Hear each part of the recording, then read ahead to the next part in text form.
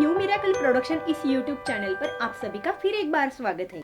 रही मन पानी राखिए बिन पानी सब सून, रही मन पानी राखिए बिन पानी सब सून, पानी गए न उबरे मोती मानस चून। संत रहीम के इस दोहे में हमें जल का यानी पानी का महत्व समझाया है। और हम सब जानते हैं जल ही जीवन है। हमारा शरीर 5 तत्वों से बना है, जिसमें जल तत्व की प्रमुखता है। लेकिन अगर ये तत्व थोड़ा भी कम या ज्यादा हो जाए यानी इसका संतुलन बिगड़ जाए तो अलग अलग बीमारियां हमारे शरीर में प्रवेश करने लगती है। तो इस जल तत्व को कैसे बैलेंस करें और इन बीमारियों से कैसे छुटकारा पाए, और सबसे महत्वपूर्ण बात, हम चिर यौवन को कैसे प्राप्त करें, इन सब बातों के लिए आज प्रस्तुत है जल मुद्रा। आइए सीखते हैं जल मुद्रा योगी राज जी से। हमारे हाथ की कनिष्ठिका में जल तत्व का निवास है। हमारे शरीर में जब जल की कमी होती है तब तमाम प्रकार के त्वचा विकार पैदा हो जाते हैं। जब हमारे शरीर में किसी भी प्रकार की स्किन डिसीज हो उस समय हम जल मुद्रा का प्रयोग कर सकते हैं। जल मुद्रा के लिए अर्थात जल तत्व शरीर में बढ़ाने के लिए कनिष्ठिका के अग्रभाग को अंगूठे के अग्रभाग से स्पर्श कराते हैं और शेष अनामिका, मध्यमा तथा तर्जनी को आपस में मिलाते हुए सीधा रखते हैं। यह मुद्रा बहुत ही उपयोगी मुद्रा है। इस मुद्रा को अगर प्रतिदिन कुछ समय के लिए किया जाए तो चिर यौवन भी प्राप्त किया जा सकता है। यह मुद्रा सांवलेपन को भी दूर करती है अर्थात गोरापन भी लाती है, और मुहासे हों, दांत, खाज, खुजली, सोराइसिस जैसी बीमारियां भी इस मुद्रा से पूरी तरह से ठीक हो जाती हैं। वहीं इस मुद्रा की एक और विशेषता है, इस मुद्रा को अगर फीट के रोगी करें तो उन्हें भी इस मुद्रा से पूरी तरह से आराम मिल सकता है। इस मुद्रा के साथ साथ उन्हें ज्ञान मुद्रा भी करनी चाहिए। यहाँ हम इस मुद्रा की एक विशेषता और बताना चाहते हैं।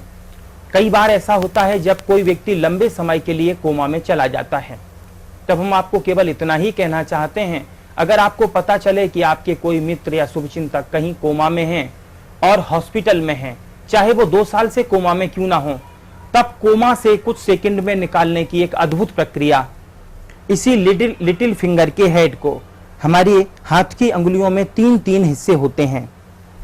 लिटिल फिंगर के आगे के हिस्से को जो व्यक्ति कोमा में है इसके ऊपर एक रुमाल डालेंगे, कोई माध्यम बना देंगे और इस तर्जनी के अग्रभाग को अंगूठे से घर्षण शुरू कर देंगे।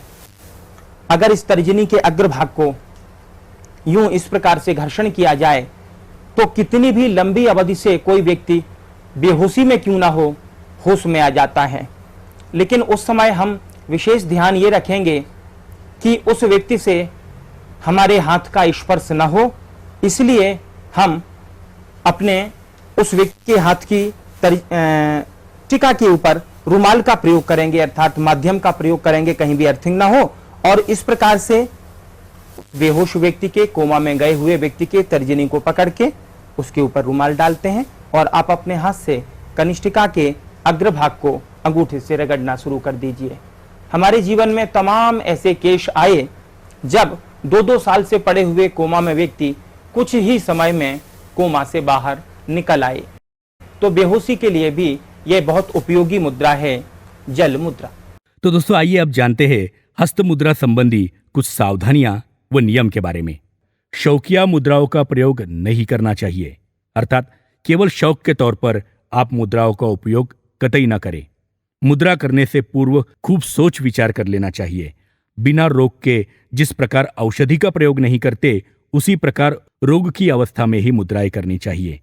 जो मुद्राएं सहज सामान्य है वे मुद्राएं हम बिना किसी रोग के निरोगी जीवन व आध्यात्मिक उन्नति के लिए कर सकते हैं। हस्त मुद्राओं का प्रयोग हम किसी भी प्रकार की चिकित्सा के साथ साथ निसंकोच कर सकते हैं, अर्थात आपकी किसी भी प्रकार की औषधि चल रही हो, आप किसी भी प्रकार की ट्रीटमेंट ले रहे हो, आप हस्त मुद्राओं को उनके साथ साथ कर सकते हैं। हस्त मुद्राओं के प्रयोग से चिकित्सा में सहायता ही मिलती है। चिकित्सा एवं मुद्राओं में कम से कम 20 मिनट का अंतर अवश्य रखें। तो दोस्तों ये थी आज की जल मुद्रा। दोस्तों आपकी जानकारी के लिए बता दें कि हस्त मुद्राओं की श्रृंखला के साथ साथ हमने शुरू की है सूफी संतों की कहानियों की सीरियल हमारे इसी new miracle production YouTube channel से, जिसे आप हर शुक्रवार देख सकते हैं और सुन सकते हैं। तो दोस्तों, नई नई जानकारी के लिए जुड़े रहिए हमारे इस चैनल से। और अगर हाँ, आपने इस चैनल को अब तक सब्सक्राइब नहीं किया है तो अवश्य करें। अभी देखो, बहुत से लोग होते हैं तो इंद्रियों के सुख में उन्हें बड़ा आनंद मिलता कि नहीं मिलता। जैसे गर्मी लग रही हो तो एसी मिल गई तो आनंद मिल गया, भूख लगी तो थोड़ा खाना मिल गया तो आनंद मिल गया।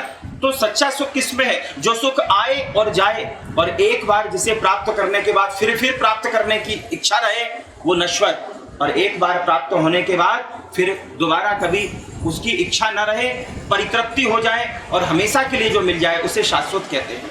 तो हम लोगों को जो अभी मिल रहा है इंद्रिय जनित सुख, वो कैसे होते हैं? जैसे ठंडा पानी मिल गया तो थोड़ी देर के बाद इच्छा होती है कि मैं फिर से ठंडा पानी मिले, होता कि नहीं होता? तो ये सब क्षणिक है। तो जैसे अभी पहले कहा था कि हम लोग बाहर की यात्रा करते हैं लेकिन हमें कभी भगवान नहीं मिलता, तो हम अंदर की यात्रा करते हैं। तो अंदर की यात्रा को हमने क्या कहा है? निज की गुफा कहा है। अंदर की गुफा, योगीराज निज की गुफा, योगीराज निज की गुफा, जब से करियो प्रवेश। और ये किसने कराया? गुरु जी की कृपा से हुआ। उन्होंने अंदर की यात्रा करा दी। योगीराज निज की गुफा, जब से करियो प्रवेश, इंद्रिय सुखवासी पड़ियो। तो इंद्रियों का जो सुख है वो कैसा लगा? वासी लगा। योगीराज निज की गुफा, जब से करियो प्रवेश, इंद्रिय सुखवासी पड़ियो, इंद्रिय सुखवासी पड़ियो, हाथ लग्यो सर्वेश। ये हमने अपना नाम नहीं लिखा। सर्वेश किसे कहते? सर्व का ईश, जो सबका भगवान है, वो भगवान अंदर की यात्रा करके हमें हमारे हाथ में लग गया। अगले हफ्ते हम आपको जानकारी देंगे संधि मुद्रा की। तो मिलते हैं अगले हफ्ते। नमस्कार।